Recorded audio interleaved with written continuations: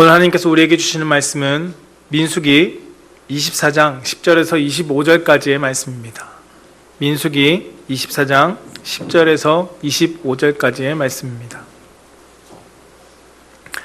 성경책을 가지고 오신 분은 성경책을 한번 찾아보시길 바라고요. 성경책을 가지고 오시지 못하신 분은 앞에 자막이 띄어지니까 참고해 주시기 바랍니다.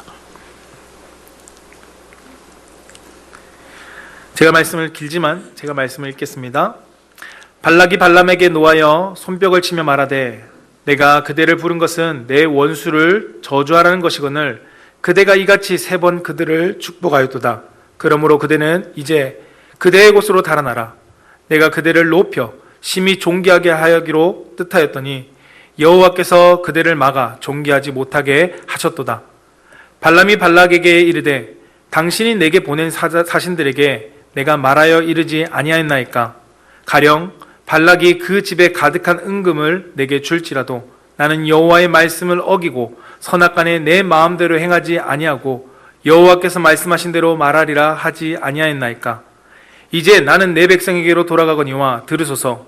내가 이 백성이 후일에 당신의 백성에게 어떻게 할지를 당신에게 말하리이다 하고 예언하여 이르기를 부올의 아들 발람이 말하며 눈을 감았던 자가 말하며 하나님의 말씀을 듣는 자가 말하며 지극히 높으신 자의 지식을 아는 자, 전능자의 환상을 보는 자, 엎드려서 눈을 뜬 자가 말하기를 내가 그를 보아도 이때의 일이 아니며 내가 그를 바라보아도 가까운 일이 아니로다. 한 별이 야곱에게서 나오며 한 규가 이스라엘에게서 일어나서 모압을 이쪽에서 저쪽까지 쳐서 무찌르고 또 셋의 자식들을 다 멸하리로다. 그의 원수 에돔은 그들의 유산이 되며 그의 원수 세일도 그들의 유산이 되고 그와 동시에 이스라엘은 용감히 행동하리로다. 주권자 야곱에게서 나서 남은 자들은 그 성읍에서 멸절하리로다 하고 또 아말렉을 바라보며 예언하여 이르기를 아말렉은 민족들의 으뜸이나 그의 종말은 멸망에 이르리로다 하고 또 겐 족속을 바라보며 예언하여 이르기를 내 거처가 견고하고 내 보금자리를 바위에 있도다. 그러나 가인이 쇠약하리니 나중에는 아수르의 포로가 되리로다 하고 또 예언하여 이르기를 슬프다. 하나님이 이 일을 행하시리니 그때 살자가 누구랴. 기띔 해변에서 배들이 와서 아수르를 학대하며 에벨을 괴롭힐 것이나 그도 멸망하리로다 하고 발람이 일어나 자기 곳으로 돌아가고 발락도 자기 길로 갔더라. 아멘. 우리 좌우 앞뒤 분들에게 이렇게 한번 축복해 봤으면 좋겠습니다. 하나님 당신을 사랑하십니다. 또 한번 축복합시다. 하나님의 은혜가 이 자리에 당신에게 풍성하게 임하기를 원합니다. 오늘 하나님께서 우리 사랑하는 성도님들과 그리고 저에게 주신 말씀 민수기 24장 10절에서 25절까지의 말씀의 제목으로 한번 따라해 보겠습니다. 하나님의 축복을 부르는 사람. 다시 하나님의 축복을 부르는 사람. 네, 그 사람이 우리 성도님 한 분 한 분이 되기를 주님으로 축복합니다. 저를 따라서 한번 고백해 보겠습니다. 하나님 사랑합니다. 하나님 감사합니다. 네, 이 고백이 우리의 매일의 삶의 고백이 되기를 주님으로 축복합니다. 우리나라 국민들이 무속인들에게 찾아가는 사람들의 비율이 얼마나 되시는지 대충 아십니까? 그 비율이 41% 정도 된다고 합니다. 그러면 10명 중에 한 사람은 무속인에게 찾아간 적이 있다라는 것입니다. 대한민국의 거의 반 정도 되는 사람들이 무당을 찾아오고 점을 봅니다. 그렇다면 개신교에는 있을까요? 네. 개신교 가운데도 그러한 경험을 해본 사람이 23%가 됩니다. 왜 사람들은 이처럼 점을 보러 다니는 것일까요? 사람들이 무속인에게 찾아가는 이유는 가장 큰 이유가 무엇인지 통계학적으로 통계를 해보니까 90%가 무엇이면 사주팔자를 보기 위해서 간답니다. 자신의 인생에 대해서 궁금하기 때문에 찾아간다는 겁니다. 운세를 통해서 그리고 그 사람들이 자기의 인생에 대해서 들었을 때 90%에 되는 사람들이 준 답변이 무엇이면 그래도 위안을 받는다라는 것입니다. 무속인의 말 한마디에 내가 위안을 받는다라는 것입니다. 이처럼 사람들은 자신의 삶에 대해서 항상 두려움을 가지고 살아갑니다. 두렵기 때문에 무엇인가 다른 사람들의 무속인들 가운데 점을 본다는, 귀신의 힘을 빌려서 미래를 본다는 그 사람들의 이야기를 듣고자 합니다. 그러나 우리가 주의해야 될 것은 무엇이냐면 자칫 우리 기독교인들, 우리 그리스도인들 또한 이 신앙생활이 하나의 종교생활로 무속인들처럼 신앙생활이 되어서는 안 된다는 것입니다. 나의 삶의 미래의 평안을 얻기 위한 종교로서 기독교를 선택했다면 결코 그것은 바른 신앙생활이라고 말할 수 없다는 것입니다. 기독교의 바른 신앙생활은 무엇이냐면 내 삶의 미래의 평안을 구하기 위한 것이 아니라 하나님의 뜻을, 하나님의 구원의 은혜에 감사하며 내가 하나님의 뜻대로 어떻게 살아갈지를 결단하고 그 삶을 고백하며 나아가는 것이 신앙의 생활인 것입니다. 하나님의 뜻을 따라가는 성도, 그 사람들이 누리는 은혜가 무엇일까요? 그냥 하나 평안만이 우리가 그것을 누리는 은혜의 전부일까요? 그것이 결코 아니라는 것입니다. 그 모든 것, 하나님의 뜻을 따라가는 사람들이 누리는 모든 것을 통칭해서 무엇이라고 성경에서 이야기하냐면 복이라고 이야기합니다. 오늘 그 복을, 하나님의 복을 부르는 사람들이라는 제목으로 말씀을 함께 보면서 본문을 좀 더 깊게 보고자 합니다. 오늘 본문 말씀 속에 등장하는 사람은 발람이 등장합니다. 이 발람에 대해서 학자들이 그를 연구하기를 어떤 한 사람은 하나님의 선지자 중에 한 사람이었을 것이다. 그러나 그가 물질의 유혹에 넘어져서 그렇게 되었다라고 이야기하는 사람도 있고요. 어떤 사람은 그렇지 않다. 그는 이방 종교의 신을 접하는 그냥 유명한, 좀 더 많은 사람들에게 인지도를 얻은 한 사람이다라고 이야기하기도 합니다. 이런 다양한 견해 속에서 중요한 것은 무엇이냐면 그 사람이 하나님이 원래 알고 있든지 아니면 몰랐던지보다 그 당시에 메소포타미아 지역에 유명한 복술가였다는 것입니다. 복술가가 무엇일까요? 복술가는 지금으로 치면 쉬운 말로 표현하면 신접한 자, 한마디로 무당이라고도 말할 수 있을 것입니다. 발락이 발람을 초대해서 하고자 했던 것은 무엇이냐면 그 능력 있는 신에 접한 사람에게 이스라엘 백성들을 저주하기 위해서 그를 불렀습니다. 그런데 여러분, 모압 왕인 발락이 있는 곳과 그리고 발람이 거주하고 있던 메소포타미아 지역과의 거리가 어느 정도 되신지 아십니까? 600에서 650km 정도 되는 거리입니다. 결코 우리 옆 동네에 있던 사람을 부른 것이 아닙니다. 지금으로 치면 평양 너머에 있는 그 사람을 이 하나의 저주를 퍼붓기 위해서 초빙했다는 것입니다. 모압 왕인 발락은 그렇게 멀리 있던 당시에 유명한 복수가였던 발람을 불렀습니다. 그 이유는 단 하나입니다.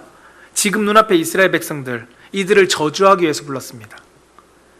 왜 저주하고자 했을까요? 이스라엘 백성들에 대한 두려움 때문이었습니다. 발락이 가지고 있던 이스라엘 백성들에 대한 두려움, 그것 때문에 이들을 저주함으로써 그 두려움을 극복하고자 그는 발람을 불렀습니다.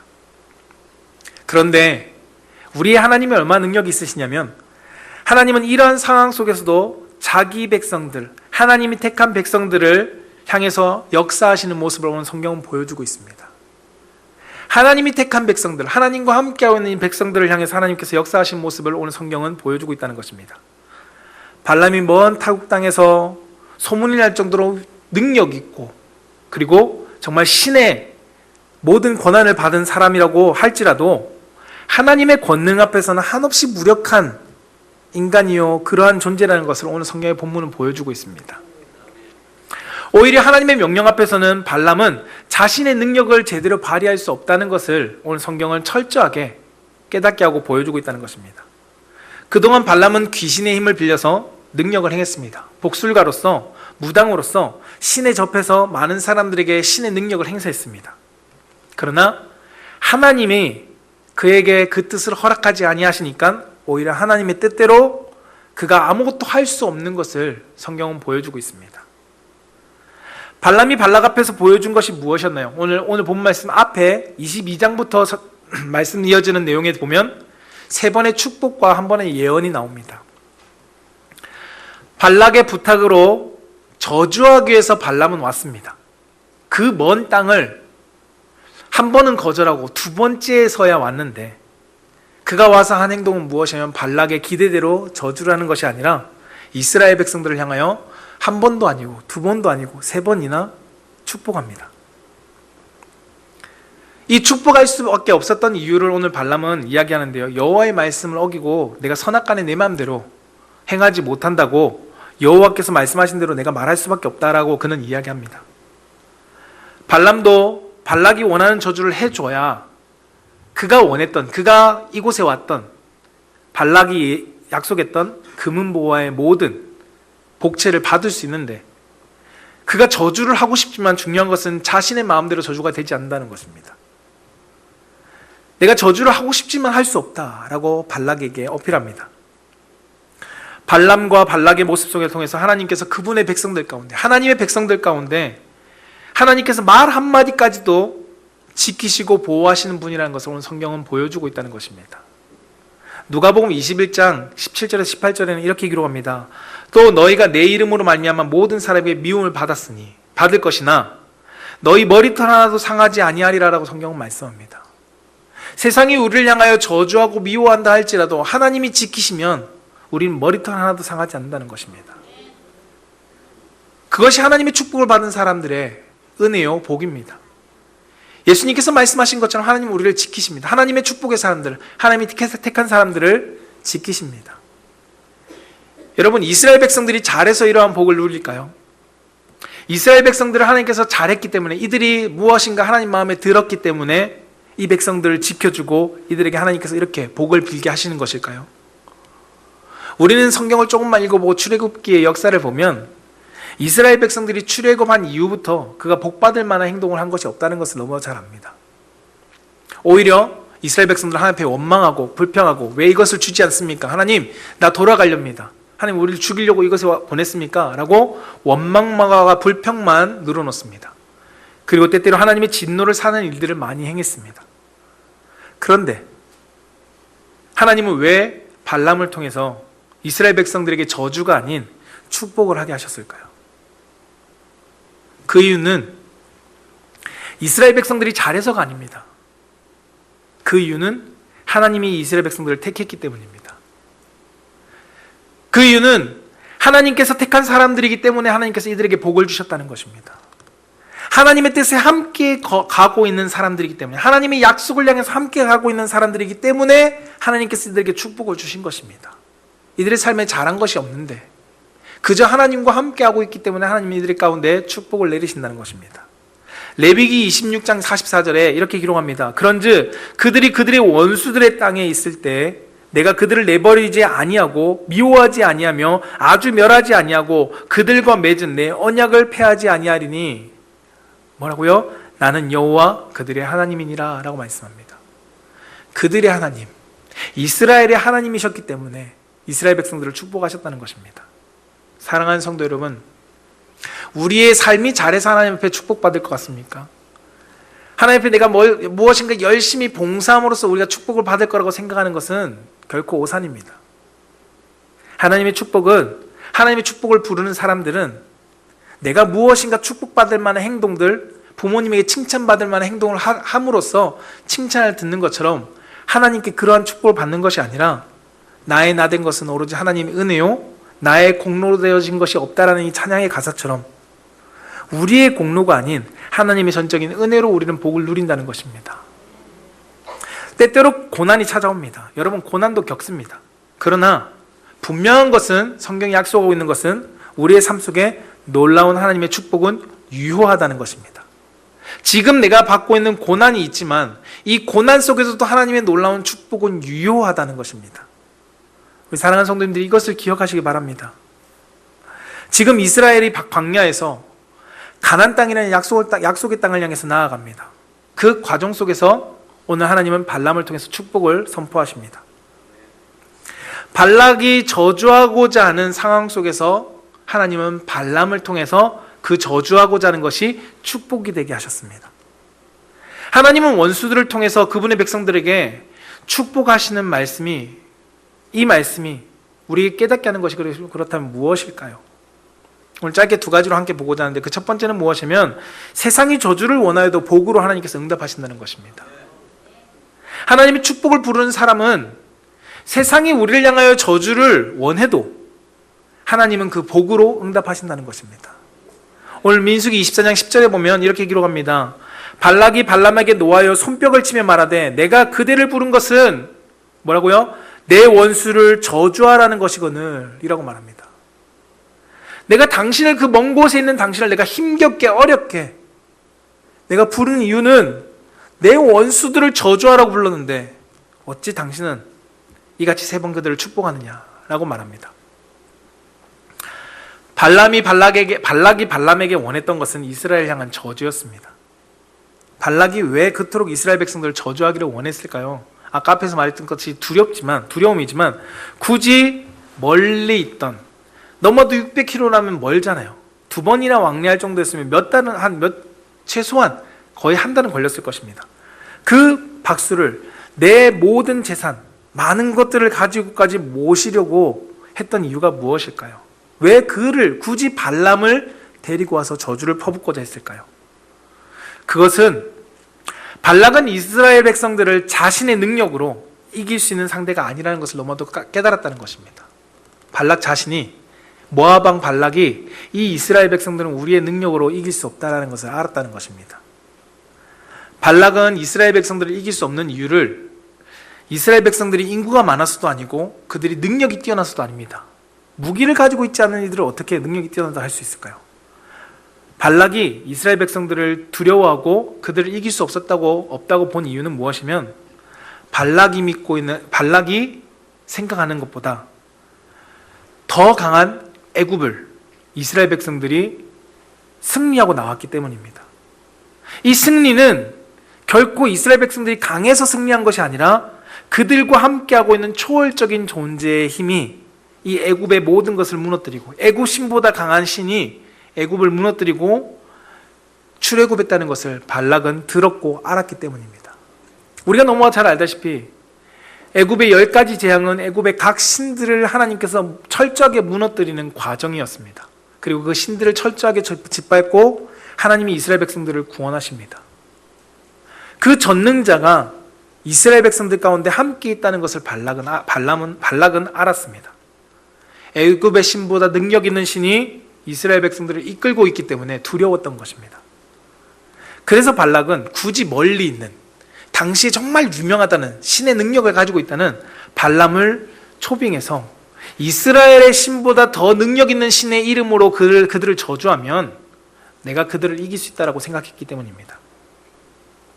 그것에 대한 확신을 가지고 있었기 때문에 당시에 우리나라에 있는 모압 땅에 있는 신접한 박수들보다 더 능력 있는 신을 모신다는 저 발람을 우리가 모시자. 그래서 이들을 저주함으로써 우리가 이 저주를 통해서 승리를 얻자라고 그는 생각했다는 것입니다.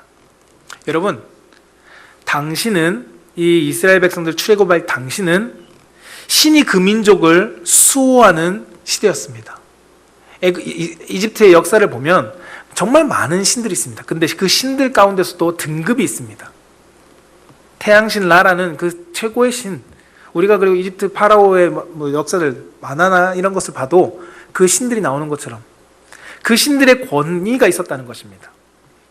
강한 신의 저주는 약한 신의 힘으로는 결코 이길 수 없었습니다. 그래서 강한 신의 능력을 가지고 있다고 여겨진 발람을 통해서 그 힘을 빌려서 이스라엘 백성들의 신을 저주하고 이스라엘 백성들을 저주함으로 그가 승리를 얻고자 했던 것입니다. 그런데 발락은 알지 못했습니다. 무엇이냐면 이스라엘의 하나님이 모든 신들 위의 신이라는 것을 그는 알지 못했습니다. 발람은 오히려 하나님의 명령 앞에서 이스라엘 백성들을 축복할 수밖에 없었습니다. 여러분, 세상이 우리를 향해서 저주합니다. 세상이 우리를 향해서 악한 말을 내뱉습니다. 오히려 그러나 하나님은 선으로 바꾸어서 하나님의 백성들 가운데 역사하시는 분이 우리의 하나님이라는 것입니다. 요셉을 향한 형들의 악을 하나님은 선으로 바꾸셨습니다. 창세기 50장 20절에 보면 당신들은 나를 해하려 하였으나 하나님은 그것을 선으로 바꾸사라고 고백합니다. 당신들이 나를 향하여 악으로 행했지만 하나님은 그것을 선으로 바꾸어 주셨습니다 라고 요셉은 고백합니다. 세상 사람들이 하나님의 사람들을 향해서 악한 일을 행하고 악한 말을 내뱉고 그리고 모함하고 우리를 궁지에 몰아넣는다 할지라도 하나님은 그것을 선으로 바꾸실 수 있는 분입니다. 요셉을 통해서 보여주셨듯이 세상이 하나님의 사람을 향해서 저주해도 그 저주가 복으로 바뀌게 만드신다는 것입니다. 사랑하는 성도 여러분, 그런데 지금 이 세상에 기독교인들의 많은 비난을 받는 것은 사실입니다. 젊은 청년들과 청소년들이 기독교인이라는 것을 밝히는 것을 정말 부끄러워하고 있습니다. 분명히 이러한 결과 가운데는 우리 기성의 우리 어른들이 우리가 부끄러운 모습을 보인 것 또한 사실입니다. 그것을 숨길 수는 없습니다. 그러나 한편으로는 제가 안타까운 것이 무엇이면 이 그리스도 가운데 부끄러운 어른만 있는 것은 아니라는 것입니다. 정말 아름답고 멋진 기독교인들이 그리스도인이 너무나도 많은데 그것을 모든 세상의 사람들은 그 사람들을 향해서까지도 서스름 없이 꺼리낌 없이 깎아내리고 악한 말을 하고 저주합니다. 여러분, 그러나 우리는 기억해야 될 것이 무엇이냐면 아무리 세상이 그리스도인들을 향해서 저주를 내뱉는다 할지라도 악한 말을 하고 그들을 깎아내린다 할지라도 하나님의 뜻에 함께하는 사람들, 믿음의 선한 싸움을 싸우는 성도들이 두려워하거나 걱정하지 않아도 되는 것, 부끄러워하지, 우리 청년들이 부끄러워하지 않아도 되는 이유는 무엇이냐면 이 저주와 악한 말 속에서도 여전히 그 악을 선으로 만드시는 하나님의 역사를 보여주는 멋진 그리스도인들이 있다는 것입니다. 저는 그 그리스도인들이 우리 성도님들 되기를 주님으로 축복합니다. 로마서 17장 17절에서 21절의 말씀에 보면 그 모습이 무엇인지를 보여줍니다. 17절에 아무에게도 악을 악으로 갚지 말고 모든 사람 앞에서 선한 일을 도모하라 라고 말씀합니다. 할 수 있거든 너희로서는 모든 사람과 더불어 화목하라 라고 말씀합니다. 내 사랑한 자들아, 너희가 친히 원수를 갚지 말고 하나님의 진노하심에 맡기라. 기록되었을 때 원수 갚는 것이 내게 있으니 내가 갚으리라고 주께서 말씀하시느니라. 그리고 20절 말씀부터 같이 읽어볼까요? 시작. 내 원수가 줄이거든 먹이고 목마르거든 마시게 하라. 그리함으로 내가 숯불을 그 머리에 쌓아 놓으리라. 악에게 지지 말고 선으로 악을 이기라. 아멘. 이것이 믿음의 삶을 살아가는 그리스도의 성도의 모습입니다. 악을 선으로 바꾸는 것, 누가 보여주신 것일까요? 하나님이 우리 가운데 보여주신 것입니다. 하나님의 형상을 닮아가는 우리가 보여줘야 될 것이 무엇일까요? 세상이 우리에게 악으로 대한다 할지라도 우리는 무엇으로? 선으로 갚아주는 것입니다. 세상이 우리를 향해서 저주하고 악한 말을 내뱉고 하나님의 복을 받은 사람의 모습이 그러한 상황 속에서 보여줘야 될 것은 무엇이냐면 바로 이 로마서에서 말하는 것처럼 악에게 지지 말고 선을 악으로 이기는 성도의 모습을 보여줘야 합니다. 세상의 저주 속에서 하나님의 축복을 받은 사람들의 모습이 바로 아마 이러한 모습이지 않을까요? 세상이 우리를 향해서 저주한다 할지라도 우리가 그 저주대로 살아가는 것이 아니라 하나님이 저주를 축복으로 바꾸셔서 그 복을 다시금 세상 가운데 흘려보낼 수 있는 것, 그 모습이 하나님께서 우리 가운데 원하시는 모습입니다. 이 모습을 누가 보여주셨을까요? 우리 가운데 예수님께서 보이셨습니다. 예수님께서 우리에게 이런 모습을 보여주셨습니다. 세상의 저주를 복으로 바꾸어 주셨습니다. 그분이 바로 우리가 믿고 있는 하나님이요 우리의 예수님입니다. 출애굽하는 이스라엘 백성들을 향해서 발락의 저주는 발람의 그 입술을 통해서 축복으로 바꿉니다. 발락이 퍼붓고자 했던 그 저주의 모든 내용들이 발람의 입술을 통해서 하나님께서는 축복으로 바꾸셨다는 것입니다. 하나님은 악을 사용하셔서 하나님의 사람들에게 복이 되게 하십니다. 여러분, 죄의 저주 가운데 있었던 우리의 저주를 예수님께서 담당하심으로써 하나님은 우리 가운데 선한 구원의 역사를 베풀어 주셨습니다. 하물며 하나님의 선하신 하나님이 우리의 저주의 삶을 예수님이 통해서 축복으로 바꾸신 것을 우리가 누리지 않게 하실까요? 우리에게 그것을 누리게 하시는 분이 우리가 믿고 있는 예수 그리스도요 하나님이라는 것입니다. 이제는 우리의 삶을 통해서, 예수님의 삶을 통해서 축복을 누린 사람이 우리는 어떻게 살아가야 될까요? 우리의 삶 가운데 축복을 약속하신 하나님의 그 축복을 누리는 성도가 어떠한 삶을 살아가야 할까요? 로마서에서 말하는 선을 이긴다는 것이 무엇일까요? 저주를 축복으로 바꾼다는 것이 도대체 무엇일까요? 성경은 그렇게 말하지만 우리는 무엇을 해야 될까요? 누가복음 6장 28절에 그것이 무엇인지 말씀하고 있습니다. 함께 읽어보겠습니다. 시작. 너희를 저주하는 자를 위하여 축복하며 너희를 모욕하는 자를 위하여 기도하라. 아멘. 뭐 하라고요? 축복하고 뭐 하라고요? 기도하라고 말씀합니다. 세상의 저주를 하나님의 축복으로 누린 성도라면 이제는 우리는 저주하는 이들을 위해서 무엇 할 수 있어야 되냐면 기도할 수 있어야 됩니다. 이 기도가 저주의 기도가 아니라 그들을 향한 축복의 기도가 되어야 한다는 것입니다. 이것을 향해서 나아가는 성도가 믿음의 발걸음을 한 걸음 더 내딘 성도입니다. 하나님이 악을 가지고 저 축복으로 누리게 한 성도의 삶이 한 발자국 믿음의 발걸음을 내딛는 것은 무엇이냐면 바로 이 내가 누린 축복을 가지고 다른 사람들 가운데 기도하는 것, 나를 저주한 이들을 위해서 기도하는 것입니다. 우리는 거기까지 나아갈 수 있어야 됩니다. 축복을 누린 것으로 머무는 것이 아니라 내가 그들을 위해서 축복을 빌어줄 수 있는 기도까지 할 수 있는 삶으로 한 걸음 더 나아갈 수 있어야 한다는 것입니다. 이러한 삶을 살아가는 것이 진짜 하나님의 축복을 누린 성도의 모습입니다. 이제는 우리를 향하여 저주하는 사람들을 위해서 축복을 되돌려줄 수 있는 성도가 되어야 합니다. 갈라디아 3장 13절에서 14절에 이렇게 기록하는데요, 그리스도께서 우리를 위하여 저주받은 바 되사. 누가요? 그리스도가 우리를 위해서 저주받으셨습니다. 세상의 모든 저주, 죄의 저주를 그리스도께서 직접 받으셨습니다. 그리고 14절에 가서는 그리스도 예수 안에서 아브라함의 복이, 그리스도 예수 안에서 아브라함의 축복이 이방인에게 미치게 하고 또 우리로 하여금 믿음으로 말미암아 성령의 약속을 받게 하려 합니다 라고 말씀합니다. 이제 저주는 끝났습니다. 예수 그리스도 통해서 우리의 삶의 저주는 끝났습니다. 아브라함의 축복, 아브라함을 약속하신 그 복들을 이젠 성령을 통해서 성령 안에서 우리가 약속을 받게 되었다고 말씀합니다. 이제는 우리가 누려야 되는 축복으로 바뀌었습니다. 예수님께서 우리가 받을 저주를 대신 받으심으로써 우리 가운데 남겨주신 것은 이제 하나님의 놀라운 축복밖에 없다는 것입니다. 이제는 우리가 저주에서 하나님의 축복으로 그러한 삶을 나타낼 수 있는 성도가 우리 사랑하는 성도님 되시기를 주님으로 축복합니다. 두 번째는 무엇이냐면 하나님의 축복을 부르는 사람의 두 번째는 승리를 약속받았다는 것입니다. 승리를 약속받았습니다. 민수기 24장 17절에 19절 말씀을 다 보기는 어려운데요, 19절 말씀에 이렇게 말씀합니다.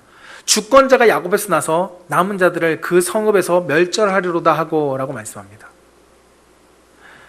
발람을 통해서 예언한 이스라엘에 대한 예언, 모압에 대한 예언은 결국 그 끝은 무엇이냐면 주권자가 야곱에게서 나서 남은 자들을 그 성읍에서 멸절한다라고 말씀합니다. 멸절하는 것은 무엇입니까? 전쟁의 종결입니다. 무엇으로요? 승리로서 종결한다는 것입니다. 오늘 말씀의 발람은 하나님이 그에게 하신 이스라엘 예언을 선포합니다. 이것이 분명 지금 당장 일어날 일이 아니라는 것 또한 알고 있습니다. 한편으로는 분명한 미래의 예언이기도 합니다. 이 예언에 대해서 왕의 예언을 선포하는 가운데 어떤 학자들은 가까운 미래에서는 다윗을 통해서, 좀 먼 미래에 대해서는 예수 그리스도를 통해서 이것이 성취되어진다라고 학자들 이야기합니다. 중요한 것은 이 예언이 메시아를 통해서 대적들에게 승리할 것을 분명하게 약속하고 있다는 것입니다. 그 끝은 승리라는 것을 성경은 약속하고 있다는 것입니다. 여러분, 당시 신의 이름으로 전쟁하는 것은 무엇이냐면 신의 능력을 나타내기도 합니다. 우리가 너무 잘 알고 있는 골리앗과 다윗의 싸움을 보십시오. 사무엘상 17장 43절에 블레셋 사람이 다윗에게 이르되, 골리앗입니다, 내가 나를 개로 여기고 막대기를 가지고 내게 나왔느냐 하고 그의 신들의 이름으로 다윗을 저주하고라고 말합니다. 누구의 신요? 블레셋이 믿고 있던 그들의 신의 이름으로 다윗을 저주합니다.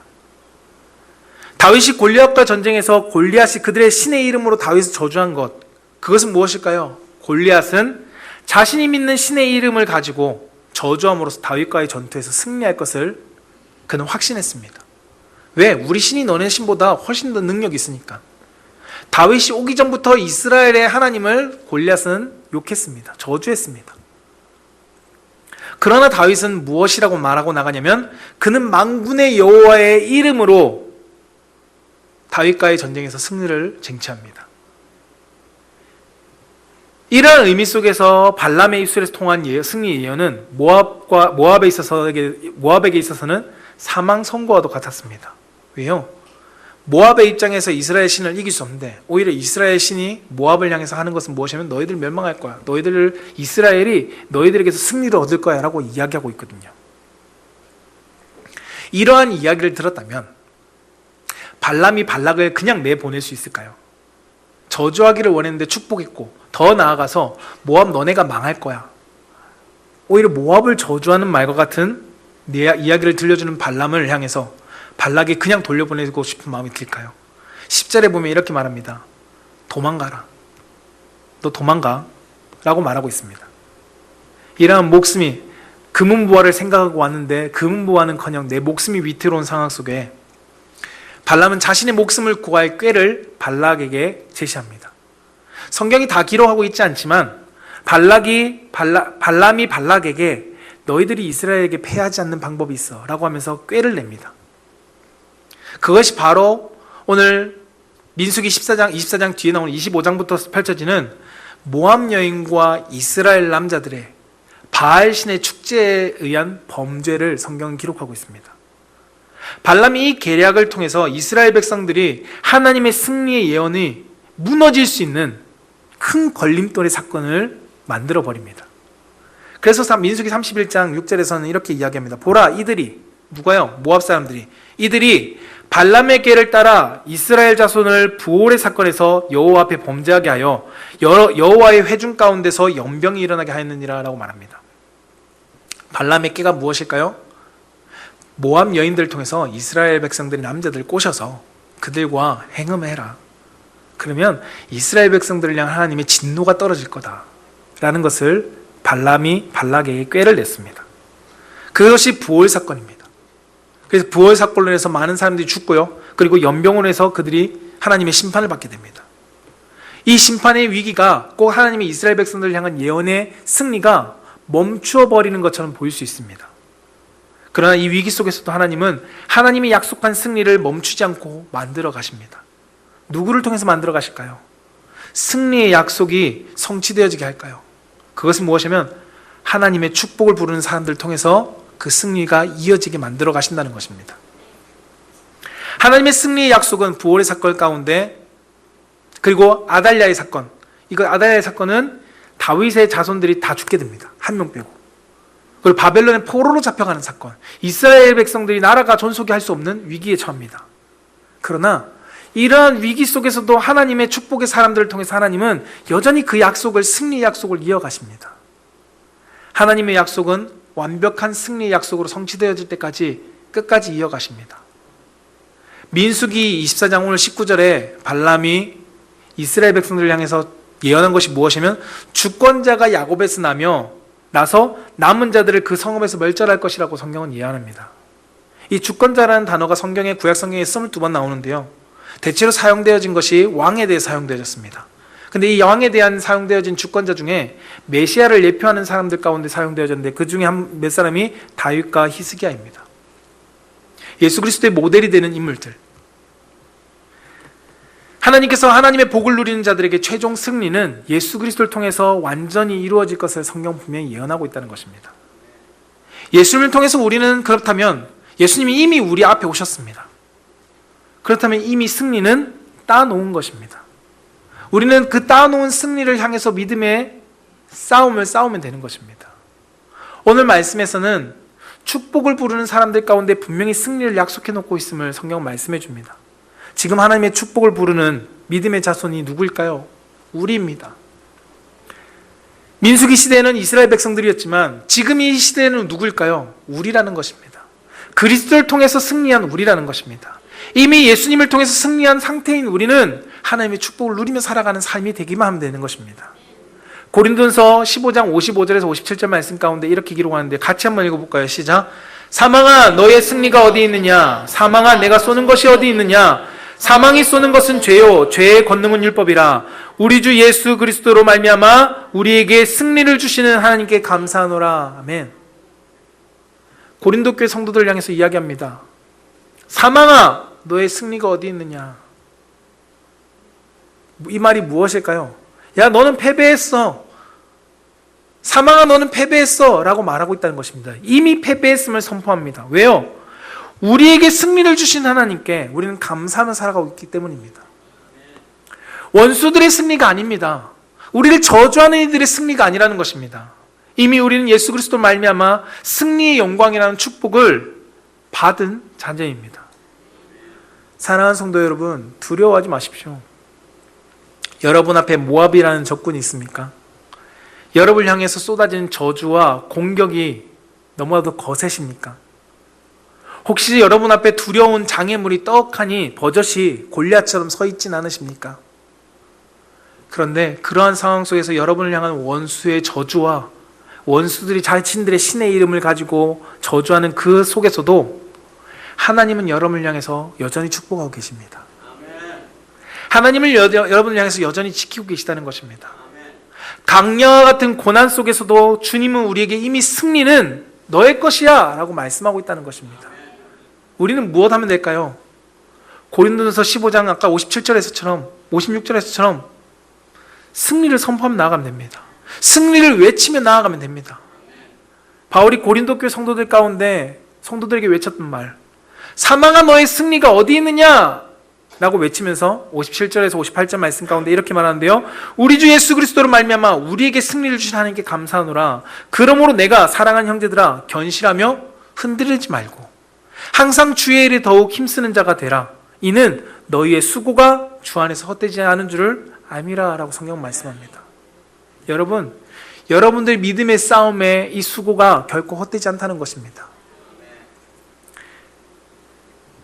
전쟁에서 패배하면 모든 것이 숲으로 돌아갑니다. 그러나 전쟁에서 승리하면 그동안의 수고가 헛된 것이 안 됩니다. 우리는 헛되지 않는 이유는 무엇이냐면 우리는 이미 승리가 약속되어 있기 때문입니다. 여러분들의 전쟁이, 여러분들의 영적인 전쟁이, 여러분들의 수고가 이미 확정된 승리로 예언되어 있기 때문에 우리는 헛된 수고를 하는 것이 아니라는 것입니다. 그렇기 때문에 우리는 흔들릴 필요가 없습니다. 오늘 고린도전서 15장 58절에서 말하는 것처럼 형제들이여 견실하며 흔들리지 마십시오 라고 말하고 있습니다. 믿음의 선한 싸움을 싸우는 데 있어서 흔들리지 마십시오.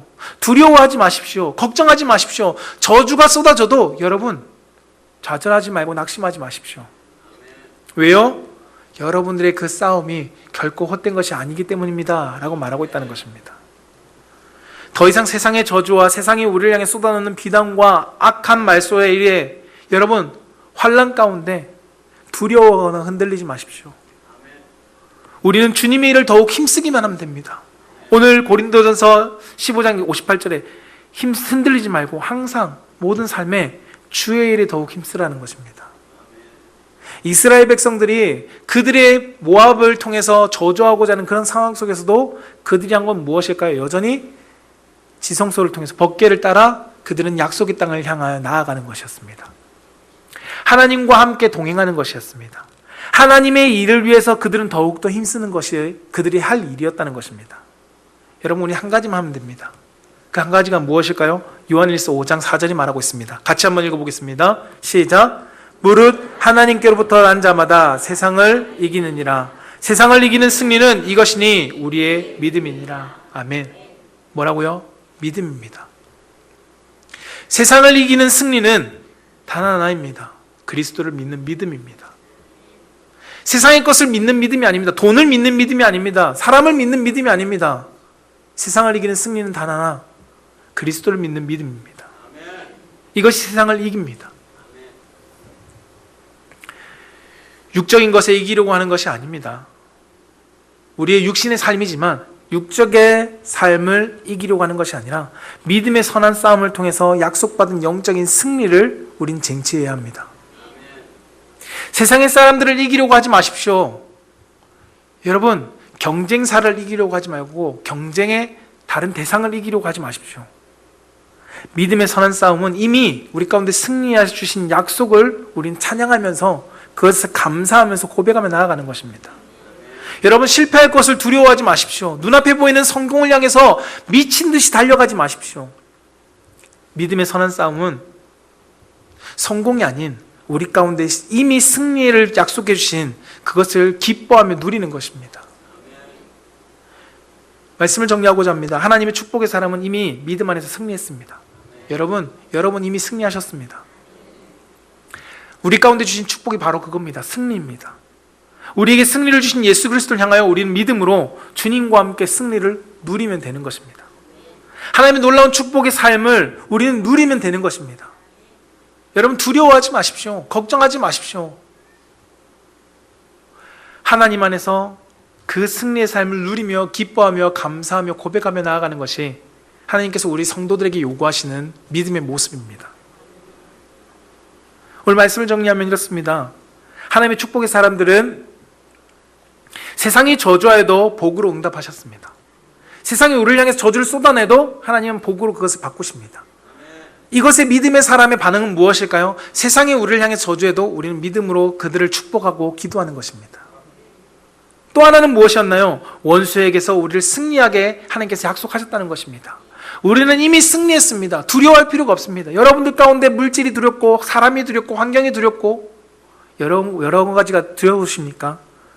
하나님은 그 삶 속에서 내가 너와 함께하면서 승리를 약속했다. 두려워하지 마라 라고 말씀합니다. 왜요? 이미 예수님께서 승리하셨기 때문입니다. 우리가 믿고 있는 예수님, 그분이 승리하셨습니다. 승리를 우리 가운데 주셨습니다. 그리고 우리 보고 누리라고 하십니다. 누리는 것이 믿음입니다. 저는 우리 사랑하는 성도님들이 하나님의 축복을 부르는 사람으로서 축복을 흘려보내며 더 나아가 믿음의 승리를 누리면서 살아갈 수 있는 성도가 되기를 주님으로 축복합니다.